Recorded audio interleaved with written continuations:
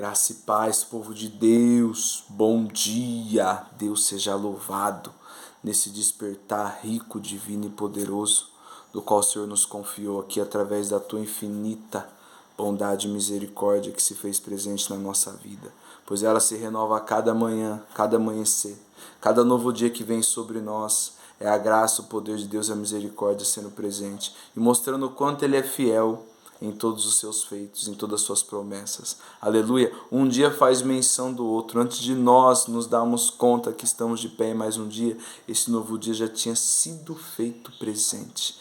Aleluia. Então que possamos reconhecer tudo que vem da parte do Senhor.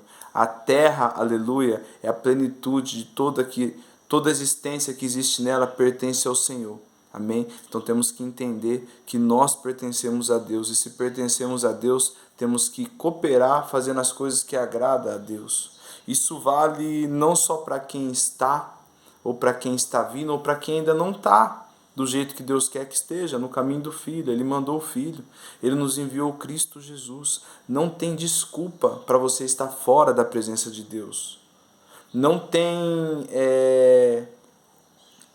Vamos falar assim, não tem o que você me fala que vai me convencer, não tem o porquê você está fora dos braços de quem te salva, te liberta, te perdoa, te dá direção, te acalma, te ampara, te restaura, te renova. Não tem como eu concordar com coisas que você vai falar que não está em Cristo, que não vem para Cristo por causa disso. Não, você não vem porque você não quer. Você não vem porque ainda você quer ficar deliberadamente nos braços de Satanás nesse mundo, debruçando no pecado, fazendo coisas que você sabe que não é do agrado do Pai. É por isso que você não quer vir para Jesus.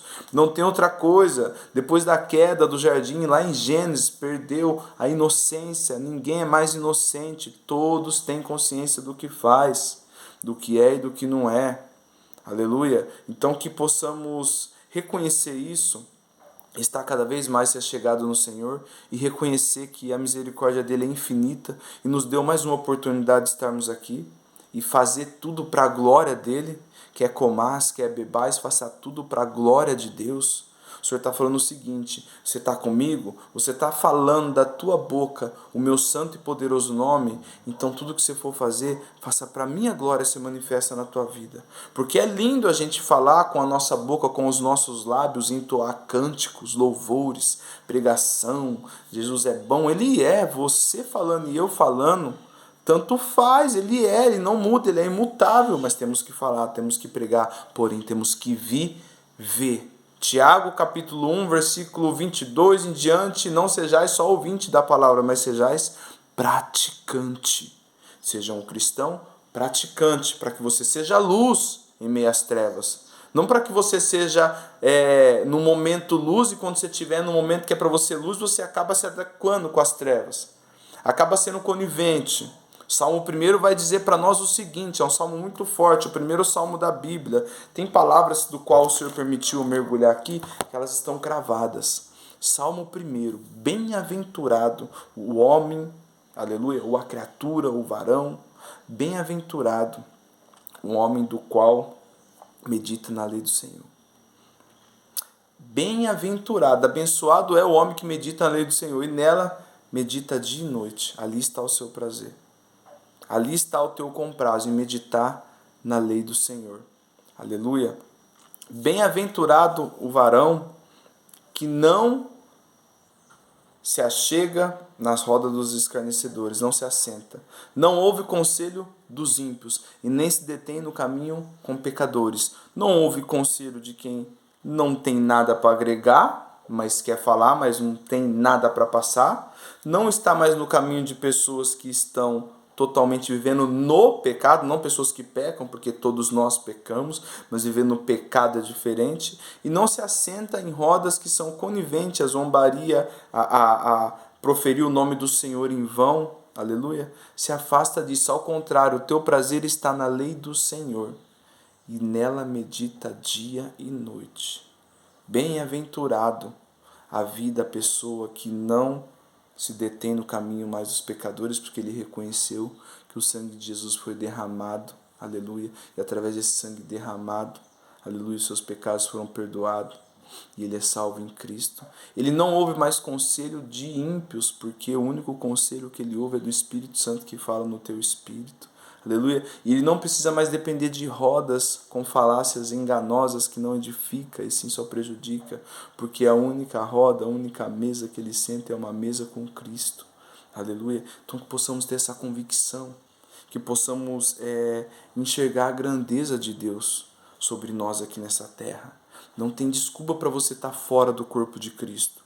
É tempo de buscar o Senhor. Se você acordou hoje, se você está de pé hoje, Isaías 55:6, busque o Senhor enquanto se pode achar, invoque quando Ele estiver por perto. Não tenho por que você ficar nessa dependência emocional, não tenho por que você ficar explodindo à toa, não tenho por que você ficar atribulado de pensamento, sendo que o Senhor está falando o seguinte, através de Mateus 11, 27, 28 e 29. Vinde a mim todos que sois cansados, vinde a mim todos que estão sobrecarregados, eu darei descanso a vós. Em mim vocês encontrarão descanso para as suas almas. Ali Jesus não está falando depois de um dia de um trabalho, você está cansado fisicamente. Ali Jesus não está falando de coisas que você faz braçal e depois sofre um cansado por ter se esforçado fisicamente. Jesus está falando de espiritualmente, emocionalmente, psicologicamente. Ele está falando, eu cuido, eu tenho uma solução para isso. Mas você tem que vir a mim. Temos que vir até Jesus. Lucas 9, 23. Jesus caminhando e aquela multidão seguindo, porque ele curava, ele libertava, ele fazia milagre, ele fazia o cego voltar a ver, ele faz o surdo voltar a ouvir, ele faz maravilhas e sinais e prodígio. O que acontecia? Multidão o seguia. É poder de Deus, aleluia, é verdade, não tiro isso, é sobre isso.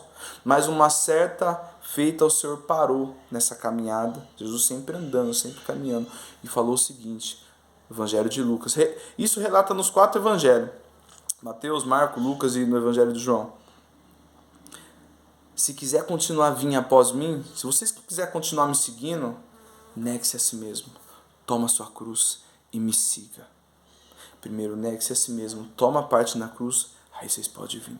Jesus olhando para aquela multidão, parafraseio eu, aleluia, que ele vê ali vários povos, pessoas de vários tipos, alguns carregando alguns amuletos no qual acreditavam, mas estavam seguindo a Deus, dividindo a glória, carregando algo aqui, mas falando do Deus do céu e carregando situações pagãs da terra, e aquele misto tipo de pessoas. Jesus de repente parou, ó, vocês querem continuar?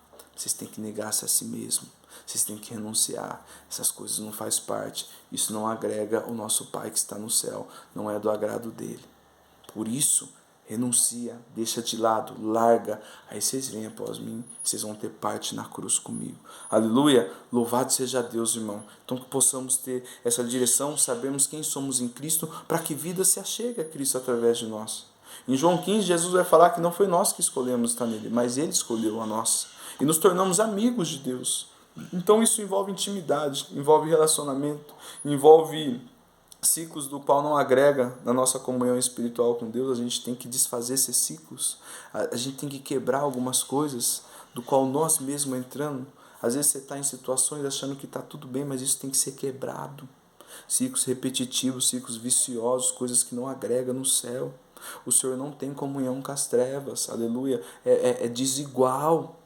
Então, às vezes, está um peso sobre vidas que estão tentando caminhar com Jesus e carregando coisas que não é para carregar.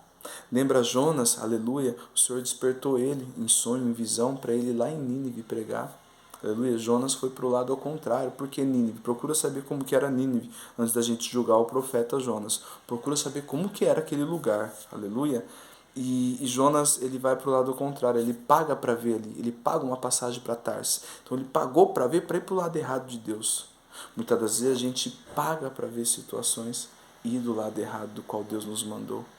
Aleluia. Jonas entra numa embarcação para Tarsis. A palavra do Senhor diz na mesma hora que o próprio Senhor enviou uma tempestade. Os marinheiros, o qual estavam ali, estavam em risco por causa de uma pessoa que estava desviada do teu chamado. Vidas que às vezes estão ao teu redor, aleluia, sofrem risco por você não estar tão firmado com o Senhor. Não fique desse jeito, não fique desamparado de pasto. Não fique, como que eu posso falar, sem pastagem, não seja uma ovelha desagarrada. Aleluia. esteja num pasto, esteja num lugar do qual tem alimento sólido, do qual tem maná, do qual a palavra ali é derramada, para que você seja alimentado espiritualmente. Aleluia. E as bagagens foram lançadas para fora, com medo daquele barco quebrar com Jonas. De repente Jonas lá no fundo desse barco dormindo num sono profundo. Ó, tem coisas que pessoas fazem que não percebem e acaba caindo num sono profundo espiritual. E Deus tem que vir despertar numa tempestade. E jogando aquelas bagagens para o lado de fora até a embarcação ficar leve, mas estava tudo com Jonas. Então que possamos ter essa convicção de coisas que fazemos aqui, semeamos aqui,